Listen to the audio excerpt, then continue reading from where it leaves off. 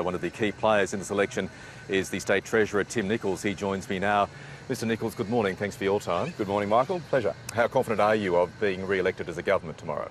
Well, I think we've done the hard work. We've put in front of the people of Queensland our plan. We've told the people of Queensland how we can fund the future that a growing state's going to need. The hospitals, the roads, the schools, and we're continuing to campaign right up to the very last moment on polling day. So I'm confident that the people of Queensland, comparing the choices, will support the LNP.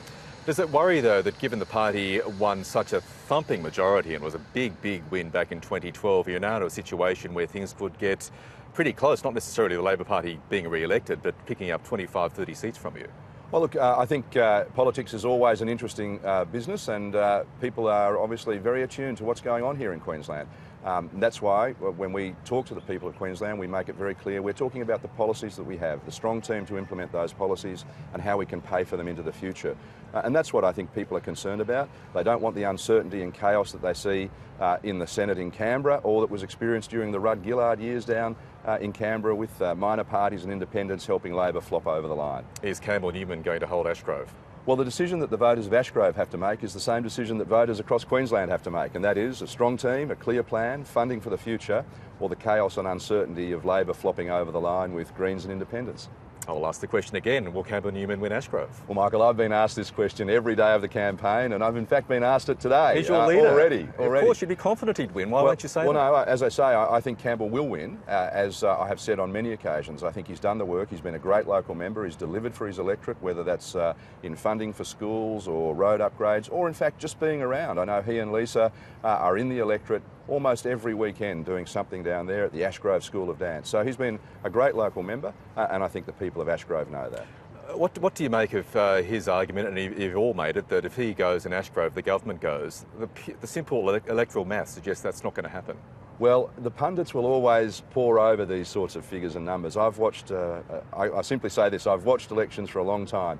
Swings are never uniform and results always surprise. I certainly believe that Campbell has done the hard work in Ashgrove to get re-elected, and I do believe that the people of Ashgrove's decision is the same that the decision they're going to make in Clayfield or in Townsville, and that is who has the plan to fund the future to deliver the growth that Queensland needs to provide jobs. Well, that's right, okay, but Ashgrove is held by a 5.7% margin. The Labor Party needs 12% to get back into office, but for argument's sake, if Labor gets an 8% swing, the government's back and Campbell Newman's gone.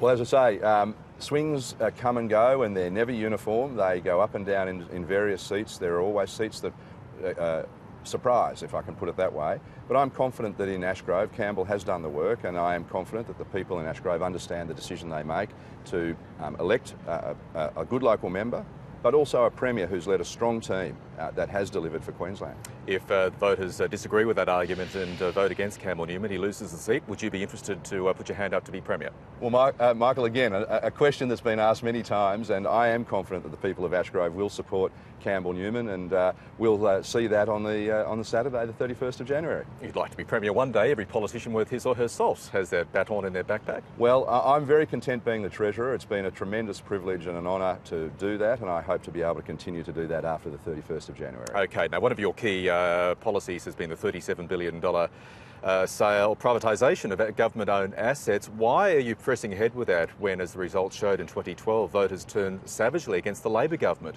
for selling off state-owned assets? Well, firstly, we're very different from the Labor Party, and we've told the people of Queensland that we'll be leasing these businesses, so they will retain the ownership of those businesses. They'll have them forever. They are not, going anywhere. We've also spent a year telling people about the problems that we need to fix. An $80 billion debt costs us $4 billion a year in interest, and we need to pay down that debt if we're going to build those roads and schools and railways that I spoke about. So 12 months I've been on the road. I've covered more than 20,000 kilometres. So unlike Labor, who said one thing and did another, we've been very upfront with the people of Queensland about how we're going to fund the future and provide that $8.6 billion to build the future roads, the congestion-busting roads, the new rail links and the new railways that we're going to need as a growing state. The Premier has made it very clear in some electorates that if you don't return the LNP member, you won't get the infrastructure promises allocated for that seat. That's nothing short of electoral blackmail, isn't it? Well, we've been saying that in order to fund the future, to put in place those commitments that are being made, you need a strong LNP team in the Parliament. You need to get the government re-elected if you want to see those promises we've made, because if you look at our opponents, they've made no no promises, no infrastructure policy, no public transport policy, remarkably. In an election campaign, nothing about public transport, nothing about the cost of living, nothing about funding the new hospitals we're going to need. So in order to get those sorts of things in the electorates throughout the state, you need your local LNP member to be part of our team to make sure that we're in government. How damaging has the Tony Abbott knighthood controversy been to your government's chances? Well, look, I think it's been a distraction. I think it's been an odd decision, and there's been lots of commentary around that. But we've really been focused on what we need to do here in Queensland. People know that this is a Queensland election around Queensland issues, and in particular about how we are going to grow this state. I mean, a state that's forecast to grow by 5.75% next year, the fastest growing state in the nation, the first time we're going to have a fiscal surplus in a decade, be able to pay our own way, and now we have a plan to build the infrastructure that a growing state's going to need. Why was it an odd decision? Well, I think it just took people by surprise, and it certainly took us by surprise.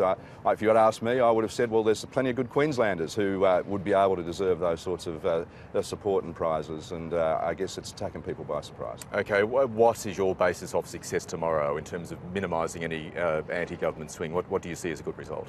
Well, look, I think that tomorrow the voters will have their say, and I don't want to predict those sorts of things, but I think what we'll see is a very clear delineation between two parties, one that has the policies and one that is really running on froth and bubble, nothing of substance behind it. As I say, at the end of a campaign, for a political party in Queensland not to have a policy on infrastructure, not to have a policy on public transport, not to have a policy on where to build schools and hospitals is quite remarkable, and I think shows a wasted 3 years in opposition by an economically incompetent opposition. Tim Nicholls, thank you very much for your time and all the best for tomorrow night. Thanks very much, Michael.